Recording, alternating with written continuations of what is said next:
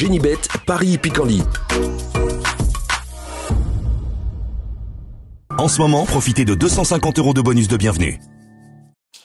Bonjour à tous, ravi de vous retrouver sur canalturf.com. On va parler du programme de ce mercredi 10 mai, Quintet Plus Top 5 Génibet sur l'hippodrome de Fontainebleau, exercice de vitesse, tous 100 mètres en ligne droite. Nous évoquerons donc ce handicap de modeste facture dans la première partie de l'émission, et dans la seconde, j'aurai des informations à vous transmettre, que ce soit pour Fontainebleau, notamment l'épreuve d'ouverture, mais également pour la Réunion 4 sur l'hippodrome de Chartres, puisque j'ai pu m'entretenir, discuter avec plusieurs sociétés professionnelles y participant avec des ambitions. Je vous invite par ailleurs à partager ce programme, à le liker, et ce via nos différents réseaux sociaux, Facebook, Twitter.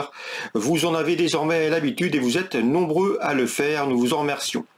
Concernant ce quintet, Fontainebleau, j'aime beaucoup le numéro 5, Drogo, qui vient de prouver sa forme dernièrement, le mois dernier à Chantilly, en faisant l'arrivée d'un handicap de Memakabi, s'y classant deuxième sur la distance proposée.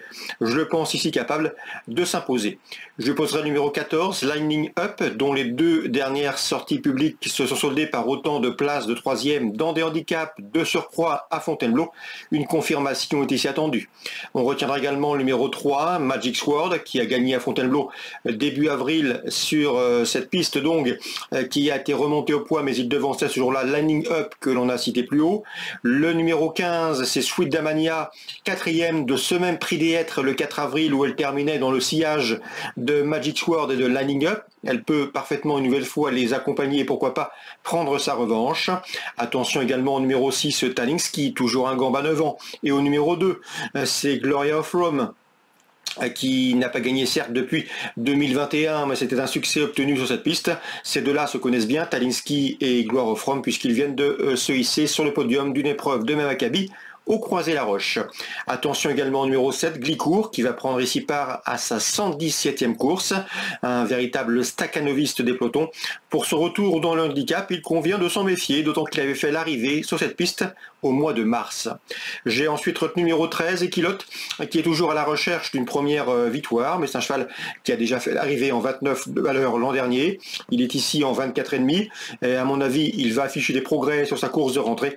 Dès lors, il peut pourquoi pas venir corser les rapports. Résumé chiffré, 5, 14, 3, 15, devant le 6, le 2, le 7 et le 13 en canot partant. On se méfiera du numéro 16, Good Friend. On se retrouve maintenant pour les coups de cœur. En ce moment, profitez de 250 € de bonus de bienvenue. Voici désormais mes conseils de jeu et coups de cœur pour ce programme du mercredi 10 mai. On va commencer par Fontainebleau dans l'épreuve d'ouverture. Souvenez-vous, Yvonne Volmer nous avait indiqué qu'elle estimait beaucoup, c'était son meilleur l'an dernier, c'est Gino Star. Le cheval ne l'a pas étonné en s'imposant d'emblée dernièrement à Strasbourg, une victoire digne d'intérêt, d'autant que ce jour-là, le cheval affrontait des chevaux qui avaient déjà couru.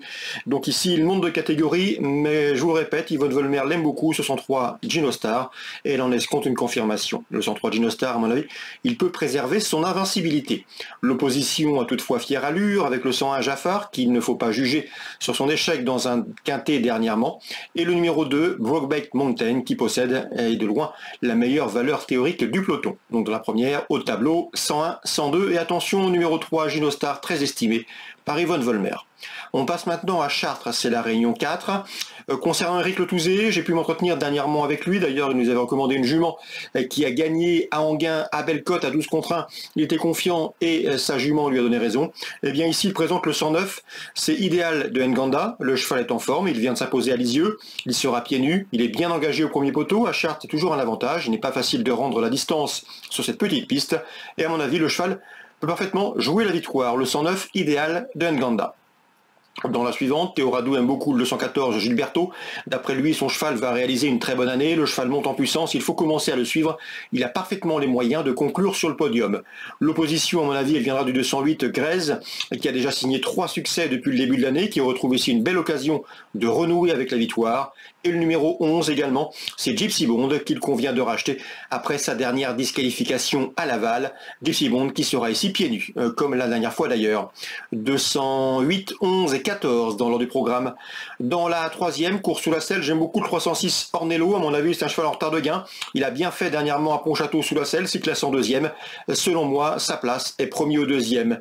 Je lui opposerai principalement le numéro 5 Gamay, dont les 2 dernières sorties autre montée ont été couronnées de succès.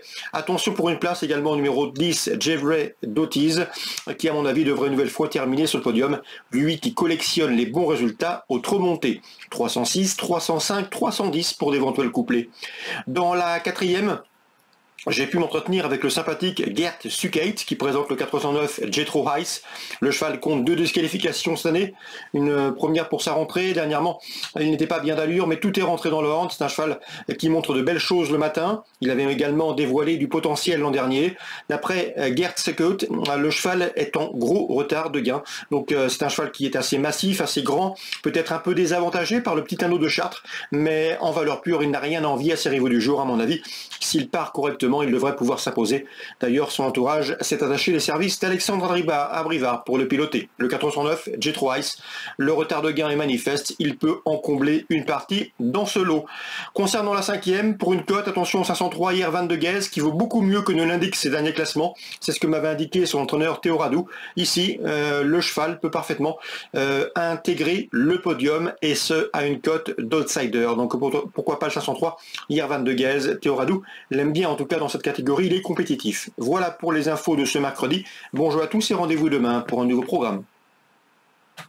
Génibet, Paris Picardie. En ce moment, profitez de 250 € de bonus de bienvenue.